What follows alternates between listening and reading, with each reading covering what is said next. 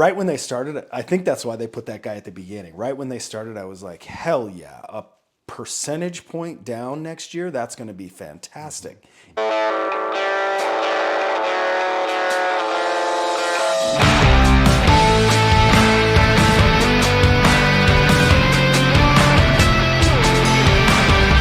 All right, welcome to the Calzone, episode number 15. We had a forecast, end of the year forecast, put on by National Association today, which really gave me more questions than answers, I think. It was only an hour. Into 2023 going into 2024 forecast. Right. It was only an hour. I thought they did a really good job of keeping it moving and keeping it kind of fresh. I mean, at no point was I like, this guy's been talking for too long. But beside the point, nobody agreed with each other. I kind of felt like, right? They came out hot out the gate with like, I think there's going to be 4 rate drops next year, dropping rates by. Now the Fed, right? Dropping rates by a whole percent. Yeah, so a quarter point 4 times next year was one of the calls. Was one of the calls. And that's how I thought the whole meeting was going to go, or the whole forecast was going to go. It was not. No, it was cool, right? They talked about new home starts. Right. So new home sales year over year is up 4.5%, but new home starts are down. Right. Compared to, I think the new home starts were compared to like the late 70s. They were. It was like 78, 79. You know, there was some good, some bad. I don't know if we want to call it good and bad, but there was, a lot of relevant information that I thought was cool to go over. Right. Talked about cost per board foot has come down substantially. That was a crazy stat, dude. Yeah. That was like 1,000 board feet, as far as lumber costs go, 1,000 board feet costing, when everything went up during COVID, $1,500 or something like that. Yeah. And now it's down to $400. That blew my mind. And it made so much sense why all those homes were so expensive to build. But services, right? Labor has not gone down. No, labor was a huge topic, dude. Tradesmen was trades huge. Specifically, yeah. Without a doubt. And it makes a lot of sense, right? All these boomers getting out of the business, as far as whatever their trade is, plumbing, framers, I mean, everything, roofers. So there's restricted inventory and restricted trades. Right. The whole time, dude, listening to the thing, I was like, man, I should not have gone to college. I should have gone and got my HVAC permit and just started working HVAC. I'd be retired by now. We could get a side business going. Okay, cool. I'm pretty good at floors, dude. So, but that was pretty crazy to hear. What else did stick out? What else I took out of it was, right, so there was a lot of relevant information, right? Coming out of COVID, cost of materials has come way down. Labor shortage, specifically in the industry, is driving costs up.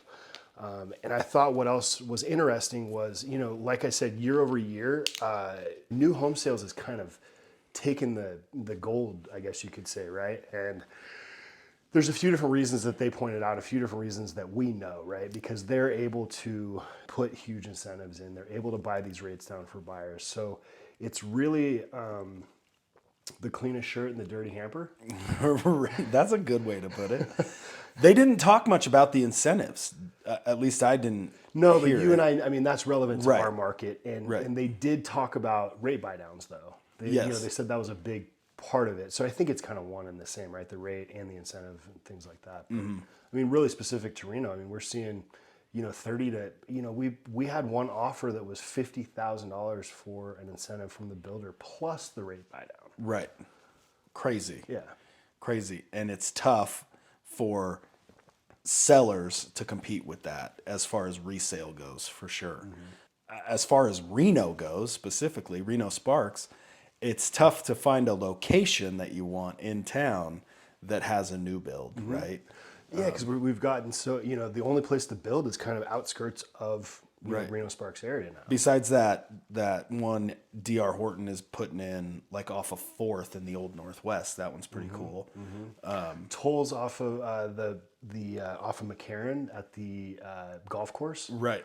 I mean, those are out of my price range, but but they're cool. They are cool. Yeah. They dove into multifamily builds. So if I remember correctly, multifamily's gone through the roof, Right. which has drove rates down for private party stats, but the government stats show that rents have gone up, which I thought was interesting. Super interesting. Super interesting because the rent number that they showed was pretty crazy. I think it was 6.8% government stat, and then the private stat was 1% increase, Right. which is Quite a difference, dude. Right. Quite a difference. Really neat to see all those stats, in one place at one time. I don't know if we can maybe put the link to the whole the recording. forecast. Yeah, I think we have. We the should recording have link, that yeah. recording here pretty soon. So So check down below. I think that And we should put that subscribe there. while you're at it. Yeah, dude, click that button.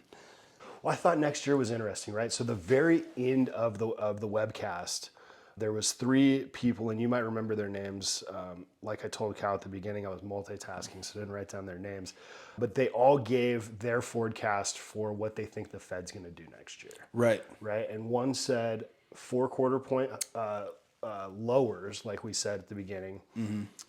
One said that they thought it was a 0.5 point Yeah. over the whole year. Yeah. I don't know their timeline, but it was throughout the whole year. And then one said possible rate increases or stay the same. Right. He was like, I think this is the lowest we'll get. Yeah. We will. He called for a couple of rate increases in the first half of the year because he wants. I don't know if he wants this, but he thinks that the Fed will really try to hinder Any growth. any growth and really just put the Kibosh. kibosh on the old inflation, dude. And I came out of it like. Right when they started, I think that's why they put that guy at the beginning. Right when they started, I was like, hell yeah, a percentage point down next year, that's going to be fantastic. Even though in the back of my mind, for the last couple of months, I'm like, dude, just get us to 6.25. Get me to mid to low 6s and leave us there for a while. I'm fine with that. What I will say real quick, Cal, because, right, I keep thinking about this and I go, I saw the Wall Street Journal the other day and they were like, rates are at whatever it was, 7.2, like lowest they've been since August, right? So, we're going to get hate for this, right? Because again, a little bit of disruption here. But so we get 1 percentage point down. Let's just say mortgage rates come down a full point, okay? What are we back to? The beginning of this year? Right. But what I think the grace is in that is that what they said and what I believe could be true for next year is some more softening in prices. So where, I laugh, at 1% down because you guys all had the opportunity to buy at 1% down at the beginning of this year. Right. But what I think could help that, what we're seeing is it's the most unaffordable that it's been to purchase a home. So if we get that slight rate decrease, which could happen even if the Fed doesn't do anything, right? We have a pretty good, there's about a 2% window from Fed to mortgage. Right. So if we see a little bit of softening in home prices as well as some softening in that rate, I think this could be an opportunity that might not come around for a very long time. Right. Because, again, right, like I'm going to get some hate, right? I'm the higher for longer guy for multiple reasons. Don't need to go into that. We've got other videos about that. But if we see, higher rate, we're talking between 4.5% to 6% for a long term, and we have this window of softening price, it could be a really good opportunity for people to get in and take advantage of that equity. Without a doubt. The other part of that, Ben, is what they were talking about as far as these home owners that are locked in. And I forget the term that they kept using because I forgot my notes, but it is these homeowners are locked in because They can't downsize because their mortgage rate will still be the same for a smaller house. They don't want to upgrade because even though they have some serious equity in their house, the interest rate makes that look just super unappealing. You know, when those rates go down, one of my biggest problems right now is I have buyers that are ready to pull the trigger on something priced well, but if something hits the market because of our low inventory, it's gone, or we're battling again. We're in multiple offer situations again. And so these buyers are just getting beat up, dude, and I feel so bad for them.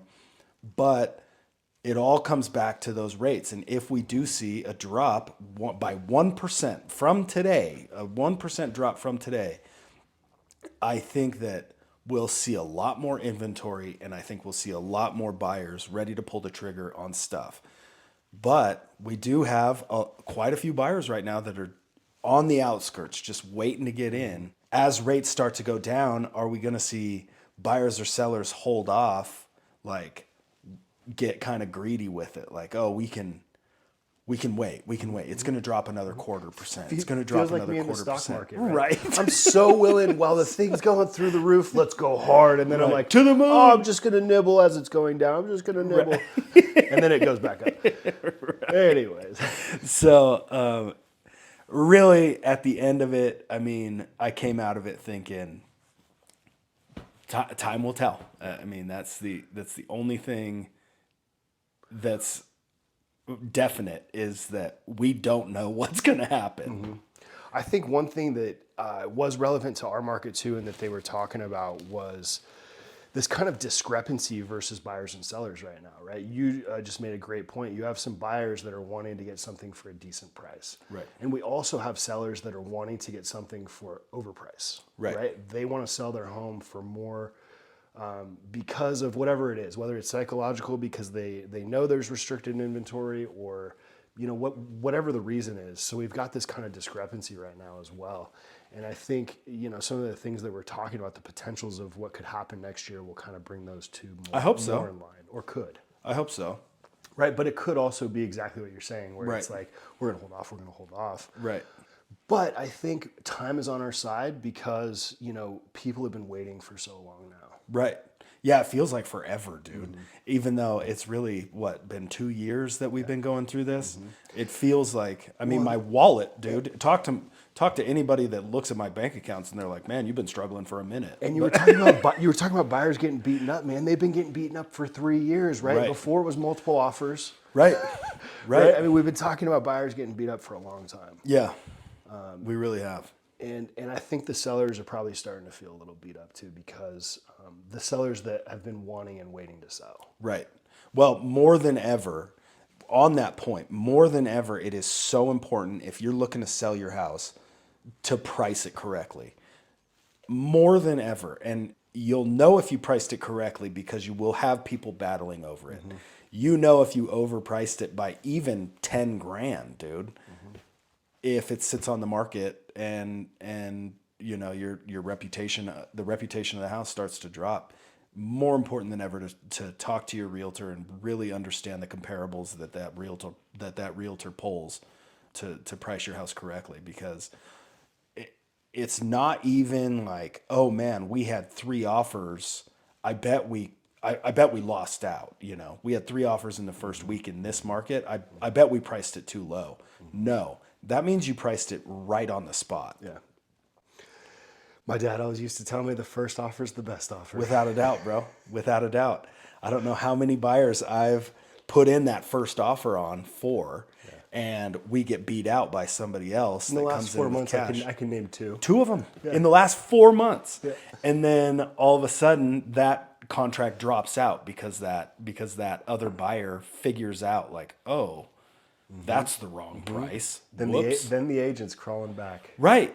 And they're crawling back. And by then, dude, you've hurt my clients' feelings so bad that they don't even beat up buyers. They don't even want to look at that house again.